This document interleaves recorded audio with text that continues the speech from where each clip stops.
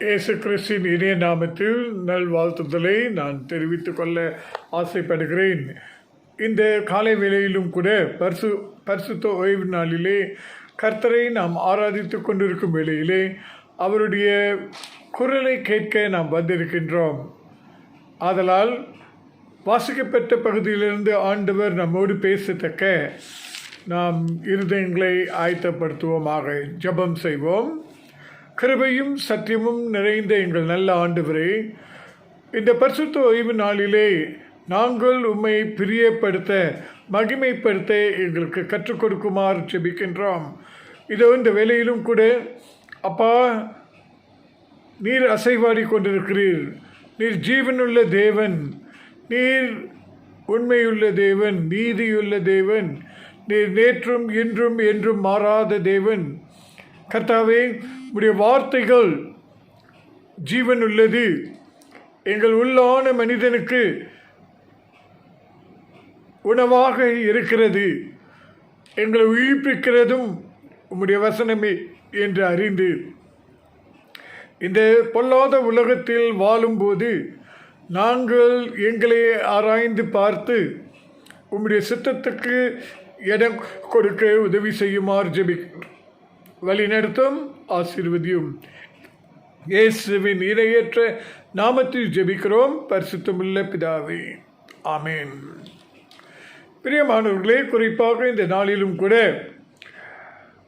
வாழ்க்கை வாழும் காலம் என்ற தலைப்பிலே உங்களோடு பகிர்ந்து கொள்ள நான் ஆசைப்படுகின்றேன். அறிமுகமாக ஆண்டவர் மனுஷனையும் மனுஷியையும் படைத்தார் என்று சிருஷ்டித்தார், ஆணும் பெண்ணுமாக சிருஷ்டித்தார் என்று ஆதியாகமம் 1 அதிகாரம் 27வது வசனத்தில் நாம் வாசிக்கின்றோம். எல்லாவற்றையும் படைத்து ஆணையும் பெண்ணையும் படைத்த பிறகு ஆண்டவர் எல்லா படைப்புகளையும் பார்த்து மிகவும் நல்லது என்று அவர் சொன்னார். அப்படி என்றால் ஆணும் பெண்ணும் படைக்கப்பட்ட படைப்பிலே மிகவும் நல்லதானவர்கள் என்று ஆணித்தரமாக நாம் சொல்ல முடியும். அதே வேளையில் சிருஷ்டிக்கப்பட்ட அந்த ஆணும் பெண்ணும் ஆண்டவருடைய சாயலில் ரூபத்தில் இருக்கிறபடியினால் ஆண்டவர் அவர்களை ஆசீர்வதித்து நீங்கள் பலுகி பெருகுங்கள் என்று ஆதியாகமம் 1 அதிகாரம் 28வது வசனத்தில் அவர் சொல்லுகிறார். பலுகி பெருகுங்கள் என்று சொல்லி ஆசீர்வதித்து ஆண்டவரோடு கூட ஐக்கியம் கொண்டிருந்த மனிதனும் மனுஷியும், அந்த ஆணும் பெண்ணும் ஆதாமும் ஏவாளும், ஆதியாகமம் 2 அதிகாரம் 22வது வசனத்தை வாசித்து பார்ப்பீர்கள் என்றால் அவர்கள் இருவரும் நிர்வாணியாய் இருந்தும் வெட்கப்படாமல் இருந்தார்கள். அப்படி என்றால் தூய்மையான உறவு, உண்மையான உறவு, பரிசுத்தமான உறவு உள்ளவர்களாக ஆண்டவரோடு கூட காணப்பட்டார்கள் என்று நாம் பார்க்கின்றோம். பிரியமானவர்களே, ஆதியாகமத்தில் ஆண்டவர் வெளிப்படையாக தெளிவாக தேவனுடைய வார்த்தையிலிருந்து நமக்கு என்ன கற்றுக் கொடுக்கிறார் என்றால், தேவனுடைய சாயலில் ரூபத்தில் படைக்கப்பட்ட ஆணும் பெண்ணும் அவர்கள் நல்லவர்களாக இருக்க படைக்கப்பட்டார்கள், தூய்மையாக இருக்க படைக்கப்பட்டார்கள் என்று நாம் பார்க்கிறோம். ஆனால் 3வது அதிகாரம், ஆதியாகமம் 3வது அதிகாரத்தில் வரும்போது கீழ்ப்படியாமையினால், ஆண்டவருடைய வார்த்தைக்கு ஆண்டவருடைய கட்டளைகளுக்கு கீழ்ப்படியாததினால் வந்த நிலைமை என்ன? வெட்கம், பயம், ஆண்டவரை விட்டு ஓடி ஒளிந்து கொள்ளுதல், குற்ற உணர்வு, உடைக்கப்பட்ட ஐக்கியம் காணப்படுகிறது. அதோடு கூட கடைசி பகுதியில் வாசிக்கும்போது மனிதன் ஏதேன் தோட்டத்திலிருந்து துரத்தி விடப்படுகின்றான்.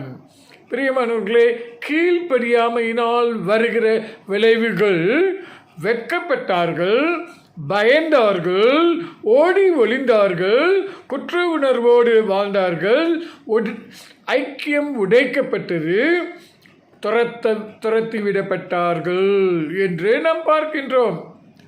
ஆதலால் பிரியமானவர்களே, இவ்விதமாக தியானித்துக் கொண்டிருக்கும் வேளையில் மனிதன் எவ்வளவு நாட்கள் ஜீவிப்பான் என்ற ஒரு கேள்வி என் மனதில் வந்தது. இதை குறித்து 2 வாரமாக தியானித்துக் கொண்டிருக்கும் வேளையில் ஆதியாகமம் 5ஆம் அதிகாரத்தை வாசிக்க எனக்கு ஒரு ஆர்வம் தூண்டினது. ஆதியாகமம் 5ஆம் அதிகாரத்தை வாசிக்கும்போது பிரியமானவர்களே, குறிப்பாக சில காரியங்கள் ஆண்டவர் வெளிப்படுத்துகின்றார். ஆண்டவர் என்ன வெளிப்படுத்துகின்றார் என்று முதலாவது பார்க்கும்போது, ஒரு விசேஷித்த தலைமுறை. ஆதியாகமம் 5ஆம் அதிகாரம் முழுவதும் நீங்கள் வாசித்து பார்ப்பீர்கள் என்றால் ஏறக்குறைய 10 தலைமுறையினரை நாம் அங்கு பார்க்கலாம். ஆதாம் தொடங்கி நோவா வரை 10 தலைமுறைகளை நாம் பார்க்கலாம். அந்த காலகட்டம் 1656 ஆண்டுகள் என்று சில வேத ஆராய்ச்சியாளர்கள் எழுதியிருக்கிறார்கள். பிரியமானவர்களே, குறிப்பாக அந்த அதிகாரம் முழுவதும் வாசித்து பார்ப்பீர்கள் என்றால் அங்கு 10 தலைமுறை வாழ்ந்த தலைவர்கள் பேர் குறிப்பிட்ட ஆதாமிலிருந்து நோவா வரை பார்க்கும்போது அவர்கள் நீண்ட காலமாக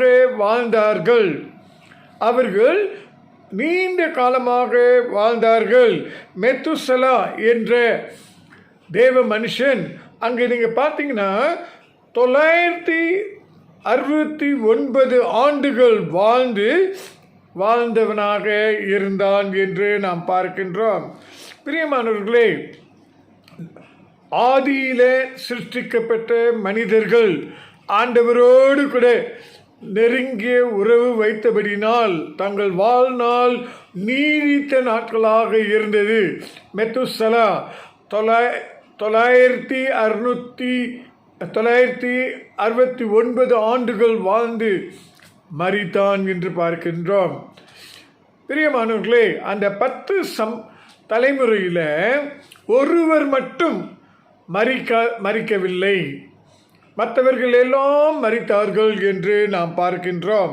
அது மட்டுமல்ல, எனக்கு ஆண்டவர் ஒரு விசேஷ காரியத்தை வெளிப்படுத்தினது என்னவென்றால், அந்த 10 தலைமுறையினரும் தங்களுக்கு ஒரு மகனை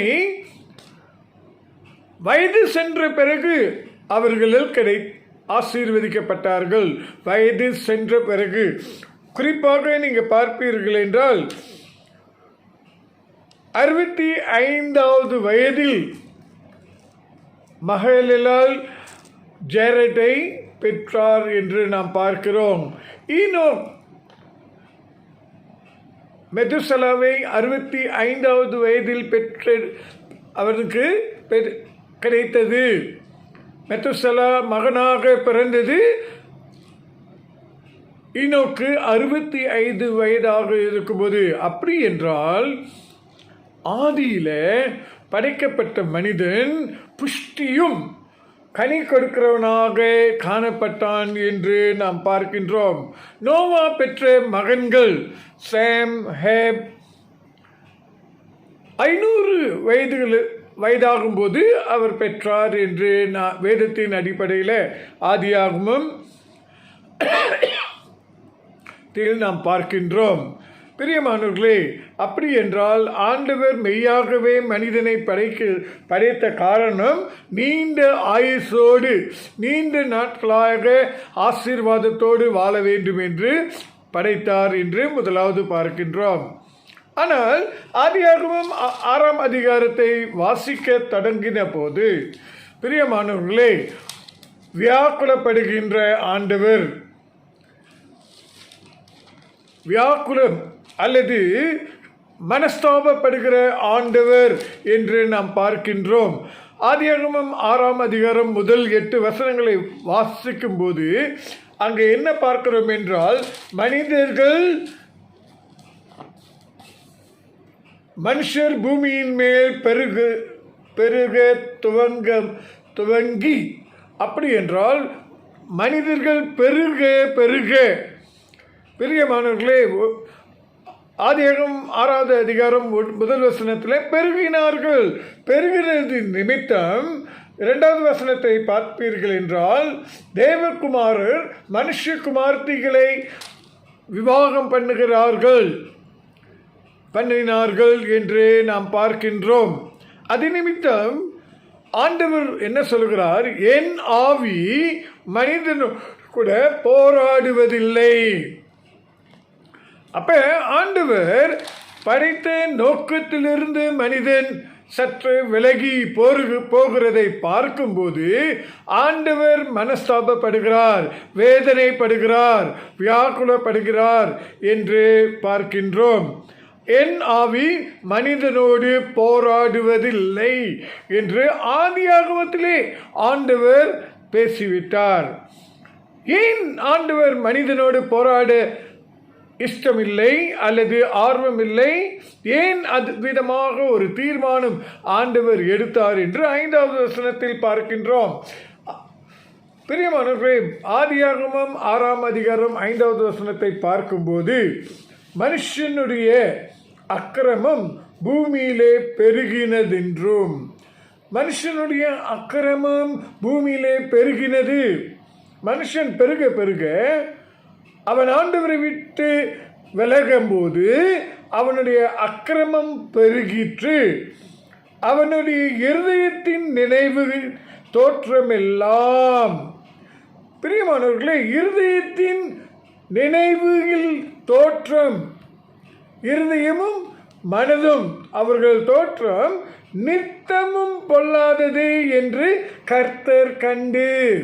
பிரியமான, ஆதியிலே ஆண்டவர் சிருஷ்டித்த எல்லா மனிதனையும் அவர் பார்க்கும்போது அக்கிரமம் பெருகிற்று. அது மட்டுமல்ல, மனிதனுடைய இருதயம் நினைவுகள் நித்தமும் பொல்லாதவைகளாக இருக்கிறது என்று கண்டு, நான் பூமியிலே மனுஷனை உண்டாக்கினதற்காக, ஆண்டவர் மனிதனை உண்டாக்கினதற்காக கர்த்தர் மனஸ்தாபப்பட்டார். அது அவர் இருதயக்கு விசனமாய் இருந்தது. பிரியமானவர்களே, ஆண்டவர் விசனப்படுகிறார். இந்த காலை வேளையிலே உங்களையும் என்னையும் படைத்த ஆண்டவர் உங்களை கண்டு என்னை கண்டு விசனப்படுகிறாரா? மனஸ்தாபப்படுகிறாரா? ஆதியிலே ஆண்டவர் படைத்த மனிதன் ஆண்டவரை விட்டு விலகி போனது நிமித்தம், அக்கிரமம் செய்கிறது நிமித்தம், தன்னுடைய இருதயமும் நினைவுகளின் தோற்றமும் நித்தமும் பொல்லாதவைகளாயிருந்தது என்று வேதாகமத்தில் வாசிக்கின்றோம். அதே போலதான் இன்றும் கூட ஆண்டவரை விட்டு விலகி போகிறவர்கள், ஆண்டவருடைய வார்த்தைக்கு கீழ்ப்படியாதவர்கள், வேதத்தின் அடிப்படையில் ஆவியானவர் என்ன உணர்த்துகிறார் என்றால், அக்கிரமம் பெருகும். நம்மளுடைய வாழ்க்கையில ஆண்டவரை விட்டு விலகுவோம் என்றால் அக்கிரமம் செய்ய தொடங்குவோம், பெருகுவோம். அது மட்டுமல்ல, இருதயத்தின் தோற்றமும் நினைவுகளின் தோற்றமும் நித்தமும் தொடர்ச்சியாக பொல்லாததாக இருக்கும் என்று ஆண்டவர் சொல்கிறார். இது நிமித்தம் ஆண்டவர் மனஸ்தாபப்படுகிறார், விசனமடைகிறார் என்று வேதாகமத்தில் பார்க்கின்றோம். அது நிமித்தமாக 8வது வசனத்தில் பார்த்தீங்கன்னா, ஆண்டவர் படைத்த எல்லா படைப்புகளையும் அழிக்க தீர்மானிக்கின்றார். படைப்பை அழிக்க வேண்டும் என்று அவர் தீர்மானிக்கின்றார். தீர்மானிக்கிற வேளையில் நோவா மட்டும் கர்த்தருடைய பார்வையில் தயை பெறுகின்றான் என்று நாம் பார்க்கின்றோம். பிரியமானவர்களே, இந்த பகுதியில் 3வது வசனத்திற்கு நாம் திரும்பி வாசிக்கும்போது, ஆதியாகமம் 6ஆம் அதிகாரம் 3வது வசனத்தில் பார்க்கும்போது, அப்பொழுது கர்த்தர், என் ஆவி என்றைக்கும் மனுஷனோட போராடுவதில்லை, அவன் மாம்சம் தானே என்று சொல்லி, அவன் இருக்க போகிற நாட்கள் 120 வருஷம் என்றார். பிரியமானவர்களே, 5ஆம் அதிகாரத்தில் நம்ம 969 ஆண்டுகள் வரையும் மெத்துசலா வாழ்ந்தார். அவ்வளவு நீண்ட ஆயுசு இருந்த மனுஷனுக்கு இப்பொழுதோ அக்கிரமத்தின் நிமித்தமும் பாவத்தின் நிமித்தமும் கீழ்ப்படியாத நிமித்தமும் கர்த்தர் விசனப்பட்டதினாலே, மனஸ்தாபப்பட்டதினாலே மனுஷன் வாழ்நாள் இப்பொழுது 120 வருடங்களாக குறைக்கப்பட்டு விட்டது என்று நாம் பார்க்கின்றோம். அதனால் இரண்டாவதாக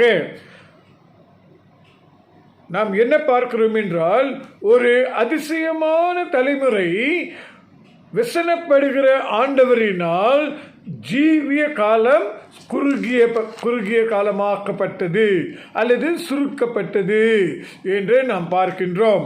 மூன்றாவதாக, பிரியமானவர்களே, 90ஆம் சங்கீதத்தைக்கு நாம் திருப்பும்போது, ஆதியாகமத்திலிருந்து நாம் தொடர்ந்து 90ஆம் சங்கீதத்துக்கு வரும்போது அங்கே மோசேயுடைய ஜெபமாக காணப்படுகிறது. பிரியமானவர்களே, மோசே தேவனால் தெரிந்து கொள்ளப்பட்ட மனிதன்.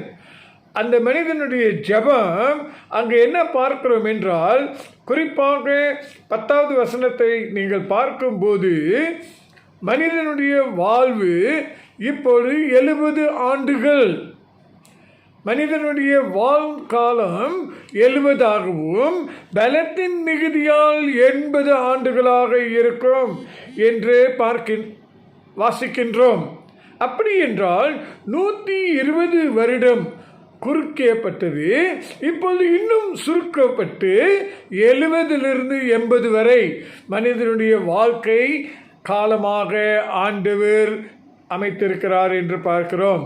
அந்த 70 வருஷமும் அல்லது 70லிருந்து 80 வருஷமும் அவர்களுடைய வாழ்க்கை எப்படியாக இருக்கும் என்றால் வேதனையாகவும் சஞ்சலமாக இருக்கும். பிரியமானவர்களே, சந்தோஷமாக ஆசீர்வாதமாக வாழ வேண்டிய காலம் இப்போது சங்கீதக்காரனாகிய தாவீதுடைய 90வது சங்கீதத்தில் மோசே என்ன எழுதுகிறார், அந்த வாழ்கிற 70 வருடமும் வேதனையும் சஞ்சலமாக இருக்குமாம். அது மட்டுமல்ல, விரைவாக அது புகை போல் மறைந்து போகிறது. பிரியமானவர்களே, அது பறந்து போம் என்று வேதாகமத்தின் அடிப்படையில் நாம் பார்க்கின்றோம். குறிப்பாக இவ்விதமாக ஆண்டவருடைய வசனம் தெளிவாக நமக்கு கற்றுக் கொடுக்கிறது. 90ஆம் சங்கீதம் 10வது வசனத்தை வாசிக்கும் போது, எங்கள் ஆயுசு நாட்கள் 70 வருஷம், பலத்தின் மிகுதியினால் 80 வருஷமாக இருந்தாலும், அப்படின்னா 70லிருந்து 80 வயது வரையிலும் அதன் மேன்மையானது வருத்தமும் சஞ்சலமுமாமே. அது சீக்கிரமாய் கடந்து போகிறது, நாங்களும் பறந்து போகிறோம். ஆகையினால்தான் இப்ப ஒவ்வொரு வருடத்தை நீங்க பார்த்தீங்கன்னா சீக்கிரமாய் கடந்து போகிறது, நேரம் பறந்து போய் கொண்டிருக்கிறது. நாமும் வேதாகமத்தின் அடிப்படையில் நீங்களும் நானும் பார்க்கும்போது நீங்களும் நானும் பறந்து போகிறோம் என்று வாசிக்கின்றோம். பிரியமானவர்களே, இந்த கால வேளையிலே ஆண்டவர் சொல்கிறார், ஆண்டவர் நோக்கம் மனிதனை படைக்கும்போது ஆணும் பெண்ணுமாக நல்லது, அவர்கள் நீண்ட ஆயுசு வாழ வேண்டும், அவர்களை ஆசீர்வதித்தார். முதிர் வயதானாலும் அவர்கள் பிள்ளை பெற்றார்கள், பலன் பெற்றார்கள், கனி கொடுத்தார்கள், பலுகி பெருகினார்கள் என்று பார்த்தோம். ஆனால் 3வது அதிகாரத்தில் கீழ்ப்படியாததினால ஆண்டவர் விசனப்பட்டு அவர் மனஸ்தாபப்பட்டது நிமித்தம் மனிதனுடைய நாட்களை 120 சுருக்கினார். 120 சுருக்கின பிறகு தொடர்ந்து 90ஆம் சங்கீதத்துக்கு வரும்போது மனிதனுடைய ஆயுசு நாட்கள் 70 ஆண்டும் பலத்தின் மிகுதியால் 80 ஆண்டுகளாக இருக்கும். ஆனால் வருத்தமும் சஞ்சலமுமாக காணப்படும் என்று நாம் பார்க்கின்றோம். இப்படித்தாங்க வாழ்க்கையின் வாழும் காலம். ஆனால் விசுவாசிகளாக இருக்கும் உங்களுக்கும் எனக்கும் ஒரு நம்பிக்கையை ஆண்டவர் கொடுக்கிறார். மீண்டும் ஆதியாகமம் 5ஆம் அதிகாரம் 23, 24ஆம் வசனத்தை வாசித்து பார்க்கும்போது, ஆதியாகமம் 5ஆம் அதிகாரம் வசனம் 23, 24 நீங்கள் வாசித்து பார்ப்பீர்கள் என்றால் அங்கு ஒரு விசேஷித்த காரியத்தை நாம் பார்க்கின்றோம். அங்கே என்ன பார்க்கின்றோம்? ஏனோக்குடைய நாளெல்லாம் 355 வருடம் அல்லது 365 வருஷம் 365 வருஷமாக வாழ்ந்த ஏனோக்கு தேவனோடு சஞ்சரித்து கொண்டிருக்கையில் காணாமற் போனான். பிரியமானவர்களே, ஆண்டவரோடு கூட சஞ்சரித்தான் என்று நாம் பார்க்கின்றோம். தேவன் அவனை எடுத்து கொண்டார். வசனத்தை நல்லா கவனித்து பார்த்தீங்கன்னா, அதற்கு முன்பு இருந்தவர்களும் ஏனோக்கு பிறகு இருந்தவர்களும் மரித்தார்கள் என்று வேதத்தில் திட்டவட்டமாக எழுந்திருக்கிறது. ஆனால் ஏனோக்கு மட்டும் அவன் எடுத்து கொள்ளப்பட்டான். பிரியமானவர்களே, ஏன் எடுத்து கொள்ளப்பட்டான்? ஆண்டவரோடு கூட, கர்த்தரோடு கூட அவன் சஞ்சரித்தான் என்று பார்க்கின்றோம். அதே வேளையில் 2 ராஜாக்கள் 2ஆம் அதிகாரம் 11வது வசனத்தை வாசித்து பார்ப்போம் என்றால், தீர்க்கதரிசி எலியா அவரும் கூட ஆண்டவரால் எடுக்கப்பட்டார் என்று நாம் பார்க்கிறோம். மரணத்தை சந்திக்கவில்லை.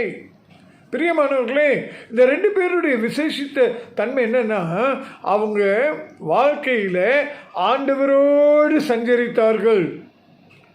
ஈனோக்கு தேவனோடு சஞ்சரித்தான் என்று நாம் வேதம் தெளிவாக சொல்லப்படுகிறது. எலியா தீர்க்கதரிசி ஆண்டவருக்கு பயந்து திக்குவாயாக இருந்த ஒரு தீர்க்கதரிசி. அவர் வார்த்தை சொல்லி பயந்து ஓடி உங்களைப் போல என்னைப் போல கஷ்டப்பட்ட ஒரு தீர்க்கதரிசி. ஆனால் மரணத்தை சந்திக்கவில்லை. காரணம் என்ன தெரியுமா? ஆண்டவரோடு கூட சஞ்சரித்தான். பிரியமானவர்களே, இன்னைக்கு ஆண்டவர் என்ன சொல்லுகிறார் என்றால், நம்மில் ஒரு சிலர் மரணத்தை சந்திக்க மாட்டோம். யார் மரணத்தை சந்திக்க மாட்டோம்? தேவனோடு கூட சஞ்சரிக்கிறவர்கள் மரணத்தை சந்திக்க மாட்டார்கள் என்று நாம் பார்க்கின்றோம். இன்றைக்கு வாழ்காலம் எத்தனை ஆண்டு காலமாக வாழப்போகிறோம் என்று நமக்கு தெரியாது. ஆனால் வேதத்தின் அடிப்படையில் 969 ஆண்டுகளாக வாழ்ந்த மெத்துசலா மிகவும் நீண்ட ஆயுசு பெற்ற அவர், அப்புறம் 120 ஆண்டுகள் குறைக்கப்பட்டு விட்டது. 120 70 80.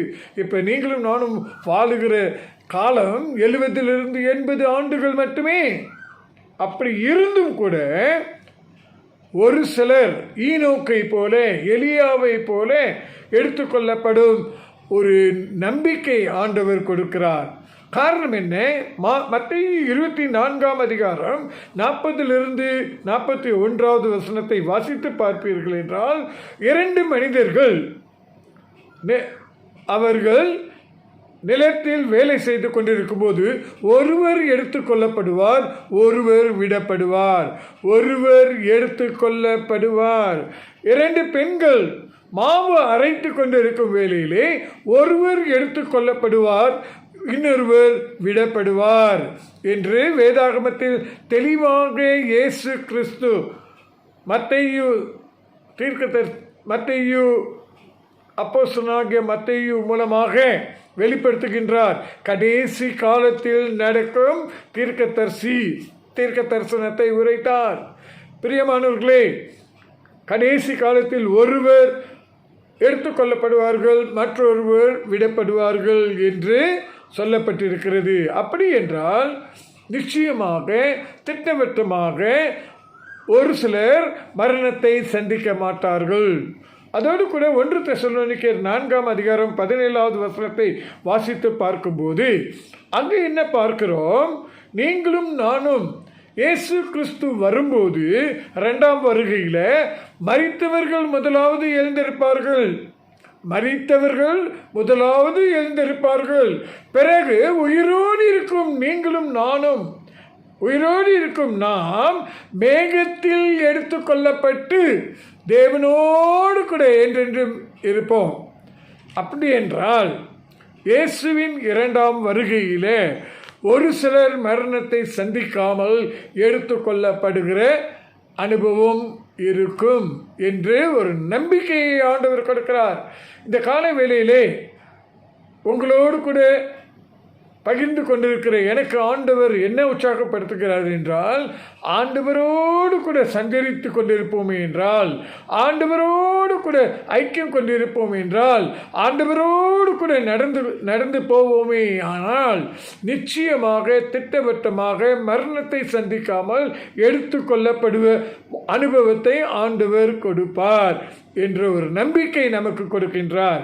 பிரியமானவர்களே, அது மட்டுமல்ல, 5வதாக நாம் என்ன பார்க்க போகிறோம் என்றால், இந்த எடுத்துக்கொள்ளப்படுகிறதற்கு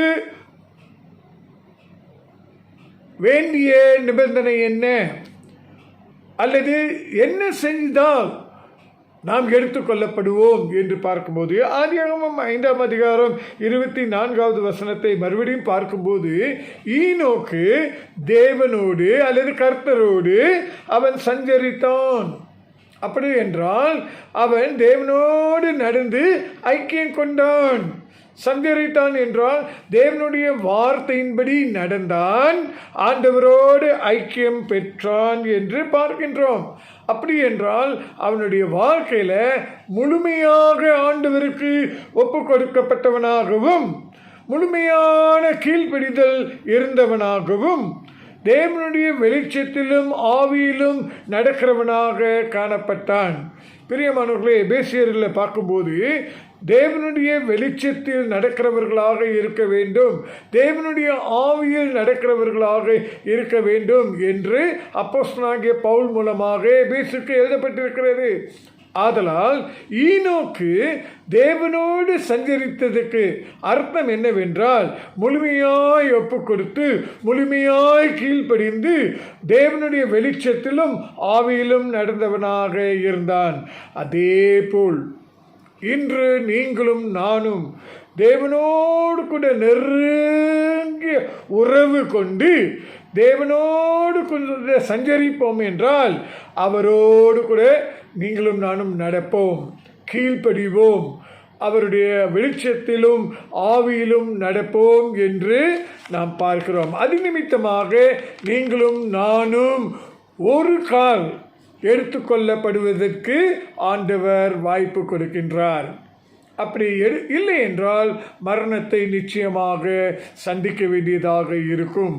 முடிவாக பிரியமானவர்களே, இன்றைக்கு கடைசி காலத்துக்குள்ளாக சென்று கொண்டிருக்கும் நீங்களும் நானும் நம்மளுடைய வாழ்க்கை முறையை ஆராய்ந்து பார்ப்போம். பிரியமானவர்களே, ஆராய்ந்து பார்க்க வேண்டும். காரணம் என்னவென்றால், நான்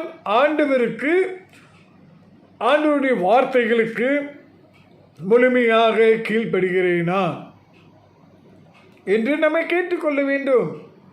அப்படி கீழ்ப்படியாமல் இருக்கும் என்றால் பாவம் செய்கிறவர்களாக, பாவத்தின் நிமித்தம் பாவத்தின் சம்பளம் மரணம். ரோமர் 6:23 திட்டம் தெளிவாக அப்போஸ்தலனாகிய பவுல் ரோமருக்கு எழுதி வைத்திருக்கிறார். பாவத்தின் சம்பளம் மரணம். ஆதலால் பிரியமானவர்களே, ஆண்டவருக்கு பிரியமான வாழ்க்கை, ஆண்டவரோடு கூட சஞ்சரித்து ஆண்டவரோடு கூட ஐக்கியம் கொண்டு முழுமையாக ஒப்பு கொடுத்து முழுமையாக கீழ்ப்படிவோம் என்றால் நிச்சயமாக திட்டவட்டமாக உங்களுக்கும் எனக்கும் இலவசமான ரட்சிப்பு கொடுத்து நித்திய ஜீவனை அடையும்படிக்கு கிறிஸ்து இயேசுவின் மூலமாய் வழி வகுக்கப்பட்டிருக்கின்றது. அது மட்டுமல்ல, இரண்டாம் வருகையிலே எடுத்துக்கொள்ளப்படுகிற அனுபவத்தை ஆண்டவர் கொடுக்க விரும்புகின்றார். இந்த கால வேளையிலே நீங்களும் நானும் ஆயத்தப்படுவோமா? இவ்வளவு நாட்கள் வீணாக கழித்திருக்கலாம், கீழ்ப்படியாமல் போயிருக்கலாம், ஆண்டவர்களுக்கு விரோதமாக செய்திருக்கலாம், ஆண்டவரை விட்டு விலகி இருக்கலாம். ஆனால் இந்த கால வேளையிலே ஆண்டவருடைய வசனத்தை கொண்டு உங்களோடும் என்னோடும் கிருபையாக பேசியிருக்கிறார். என்ன பேசியிருக்கிறார்? அவர் நீண்ட ஆயுசு கொடுத்து ஆசீர்வாதத்தோடு வாழ விரும்பினார். ஆனால் கீழ்ப்படியாதது நிமித்தம் ஆண்டவரை விசனப்படுத்தி ஆண்டவர் மனஸ்தாபப்படுவதற்கு அக்கிரமம் பெருகினது. அது நிமித்தம் வாழ்நாள் 120 ஆண்டாக குறுக்கியப்பட்டது. தொடர்ந்து 70-80 ஆண்டு வரைக்கும் குறுகினதாக போய்விட்டது. ஆனாலும் ஆண்டவர் உங்களையும் என்னையும் நேசிக்கிறார். ஈனோக்கை போல, எலியாவை போல எடுத்துக்கொள்ளப்படுகிற அனுபவத்தை அவர் வைத்திருக்கின்றார். அதை பெற்றுக்கொள்ள வேண்டுமென்றால், அதை அனுபவிக்க வேண்டுமென்றால் நீங்களும் நானும் உண்மையாக மனம் திரும்ப வேண்டும். இந்த காலவேளையிலே உண்மையான மனம் திரும்புதல் செய்து முழுமையாக கீழ்ப்படிந்து நாம் ஆண்டவருடைய பாதையில் நித்தமும் சஞ்சரிக்க வேண்டும். நித்தமும் தொடர்ச்சியாக ஆண்டவரோடு கூட ஐக்கியம் கொள்ள வேண்டும், சம்பாஷிக்க வேண்டும், ஐக்கியம் கொள்ள வேண்டும், சஞ்சரிக்க வேண்டும் என்று வேதத்தின் அடிப்படையில் நாம் பார்க்கிறோம். நம்மில் ஒரு சிலர் ஆண்டவரோடு கூட ஐக்கியம் கொள்றதுனா என்ன, ஆண்டவரோடு கூட சஞ்சரிக்கிறதுனா என்ன என்று கேட்கிற குரல் எனக்கு உணர்கிறது. பிரியமானவர்களை, ஆண்டவரோடு சஞ்சரிக்க வேண்டும் என்றால் தேவனுடைய வார்த்தையை அனுதினமும் வாசிக்க வேண்டும், தியானிக்க வேண்டும், கற்றுக்கொள்ள வேண்டும். ஆண்டவருடைய வசனத்தை தியானிக்காதவர்கள், வாசிக்காதவர்கள், கற்றுக்கொள்ளாதவர்கள் நிச்சயமாக சஞ்சரிக்க முடியாது. ஆதலால் தேவனுடைய வார்த்தையை வாசிக்க வேண்டும், தியானிக்க வேண்டும், கற்றுக்கொள்ள வேண்டும். முதல் படி, அதை கற்று தியானித்து கொண்டிருக்கும் வேளையில் ஜெபிக்க வேண்டும். ஜெபித்த பிறகு ஆண்டவரை துதிக்க வேண்டும், ஆராதிக்க வேண்டும். ஆண்டவரோடு கூட ஆராதிக்கும் போது அவர் சொன்ன வார்த்தையை நடக்க வேண்டும், செய்ய வேண்டும். இப்படி நீங்களும் நானும் செய்வோம் என்றால் ஆண்டவரோடு கூட சஞ்சரிக்கிறோம் என்று அர்த்தமாகும். இந்த காலகட்டத்தில் நீங்களும் நானும் இவ்விதமாக கீழ்ப்படிவோம் என்றால் திட்டவட்டமாக ஆண்டவர் உங்களையும் என்னையும் எடுத்துக்கொள்ளப்பட அனுபவத்துக்கு அழைத்து செல்வார். கர்த்தர் தாமே நம்மை ஆசீர்வதிப்பாராக. Let me briefly share with you in English. Today's theme is lifetime duration. My dear brothers and sisters, God created male and female. If you read Genesis 1:27, and male and female was created and that they were very good in the eyes of God. The creation was very good. And God blessed them, be fruitful and multiply. As He blessed fruitful and multiply, if you read Genesis chapter 2:26, it says, Adam and Eve was naked, but they did not feel ashamed. It simply means they were pure. There was purity in them. As such, God's creation should be pure in the eyes of men and God. But sad to say, Genesis 3, because of disobedience, men and women, they experience shame, they experience fear, they hide from God, they feel guilty, the fellowship was broken, and they were chased away. If you read Genesis chapter 3, this is the consequences of disobedience. So if we disobey God, you and I will feel shame. You and I will feel fearful. You and I will hide from God. You and I will feel guilty. You and I have broken fellowship with God. And you and I will be chased away from the presence of God. And as I was thinking about this, a question arose in my mind. How long did the early man live? How long did the early man live? That interestingly, the Spirit of the Lord led me to read Genesis chapter 5. Genesis chapter 5. The first point is amazing generation. If you read Genesis chapter 5, the whole chapter, we will see Adam to Noah, which is 10 generation. Adam to Noah is 10 generation, and the total duration of years is approximately 1656 years. And when you read that chapter clearly, we see that every individual from Adam to Noah, they lived a long life. And especially Methuselah lived 969 years. My dear brothers and sisters, the longest living man was Methuselah, 969 years. And they were blessed with a son at an old age. The earliest was 65 years old. And if you read, Enoch, Lamech bore Noah at the age of 182. Methuselah bore Lamech at 187. Noah bore his sons at the age of 500. So, in other words, God intended man to live a long life with blessing, which is fruitful and multiply. At the old age, they were fruitful. That is amazing generation. Secondly point, if you read today, is agonizing God. God who created man as very good and intended a long life for them. In Genesis chapter 6 verse 1 to 8, we see people begin to multiply and on the earth, and they took any beautiful woman as their wives. So they began to do their own wish. As such, God says in verse 2, my spirit will not put up with human for long. My spirit, God does not want to put up with humans. Why? Verse 5. If you read verse 5, we see the extent of human wickedness in earth. What was the extent of human wickedness on earth? We see that everything they thought or imagined was consistently and totally evil. If you read the New International Version, it is said, everything they thought and imagined. That means for every man and woman, whatever they think and imagine, consistently and totally evil. As such, the Lord was sorry, and it broke God's heart. My dear brothers and sisters, today morning, is our Lord sorry? Is the heart of our God broken, seeing you and me?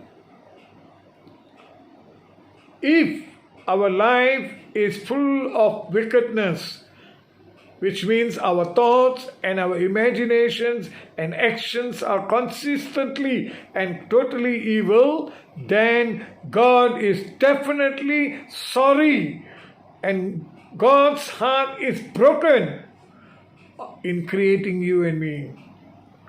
Thus, in Genesis chapter 6 verse 8, God is saying, God will wipe all creation, because He was so sorry and His heart was so broken that He wanted to wipe out all the creation.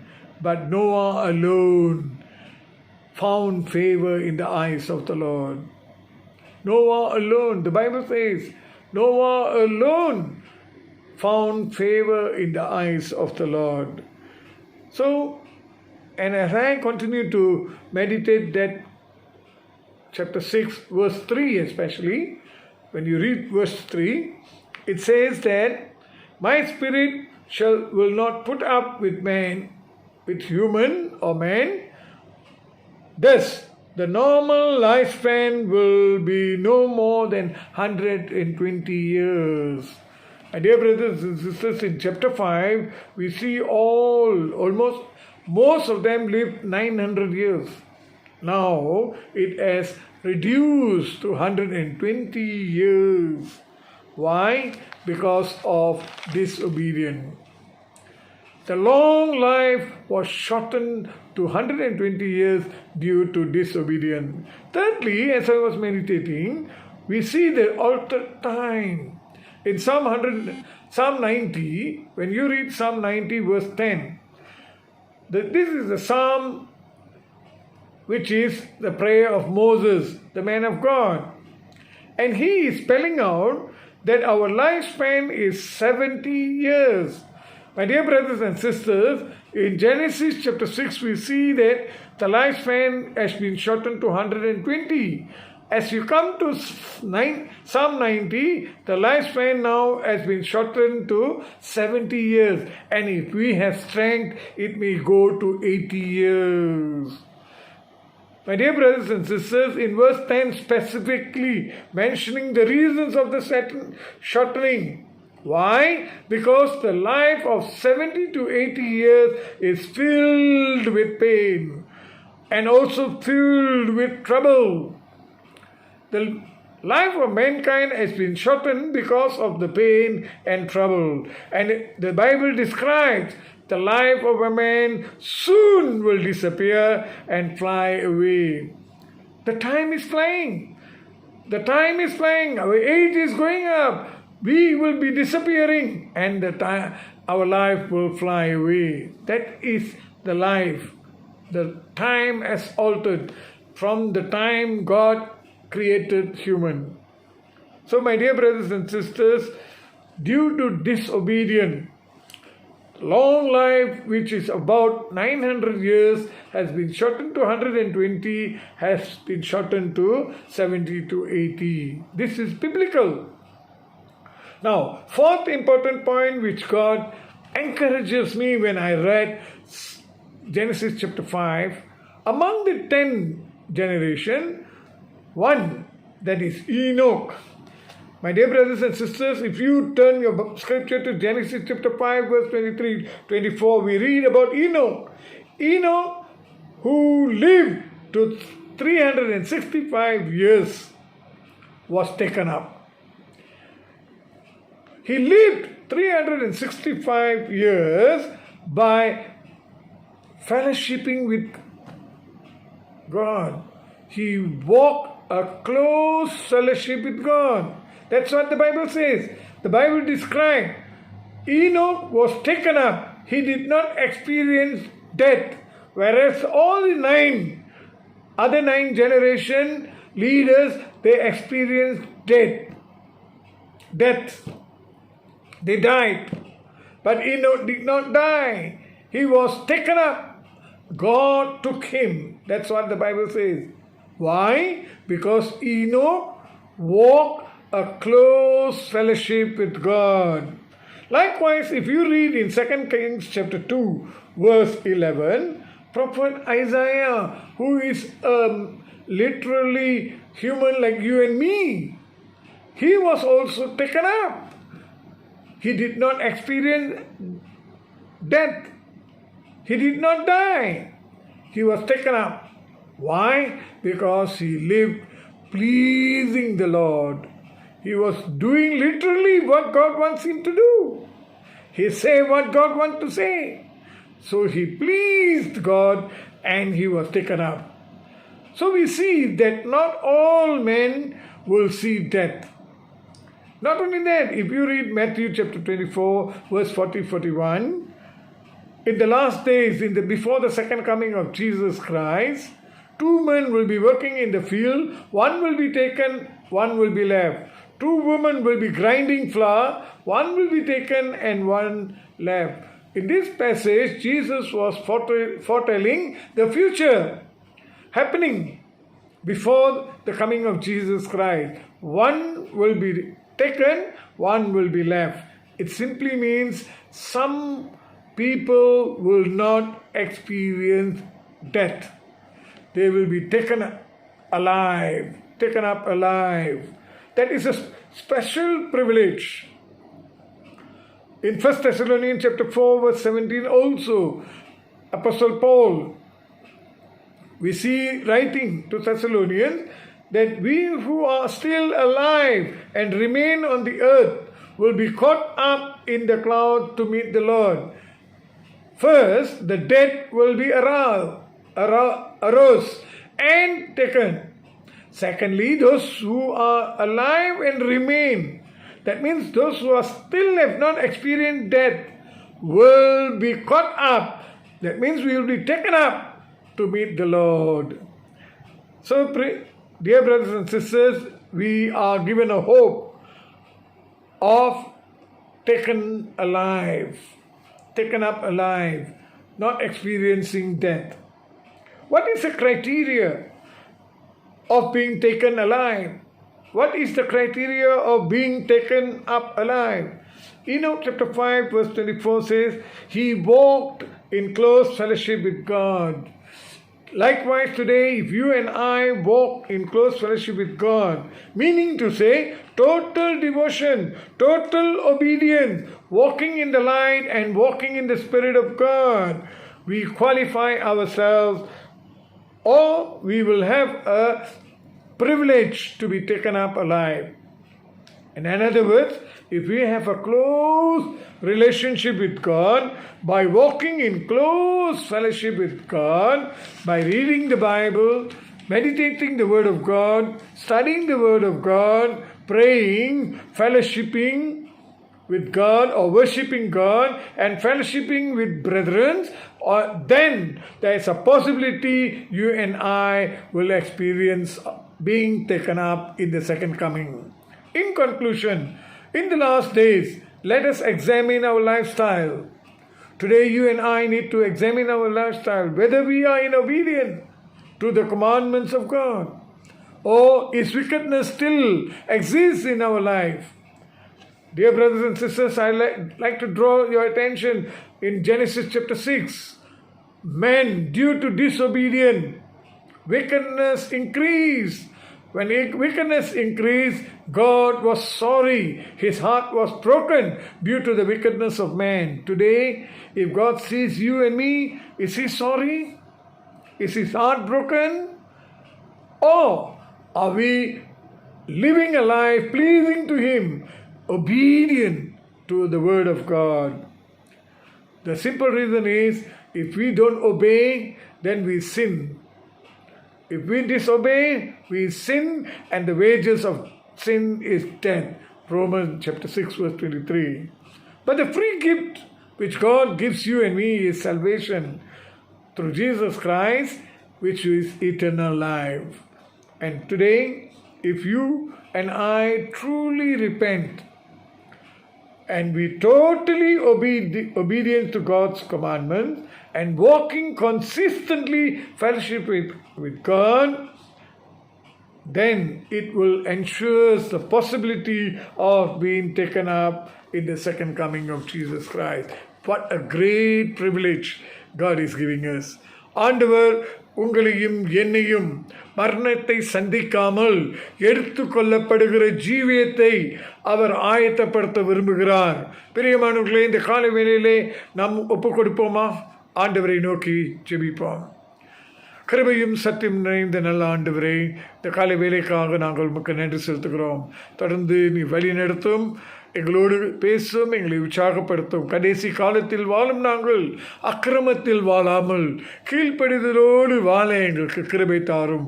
உடைய வருகையிலே நாங்கள் எடுத்து கொள்ளப்பட எங்களுக்கு கிருபை தாரும்.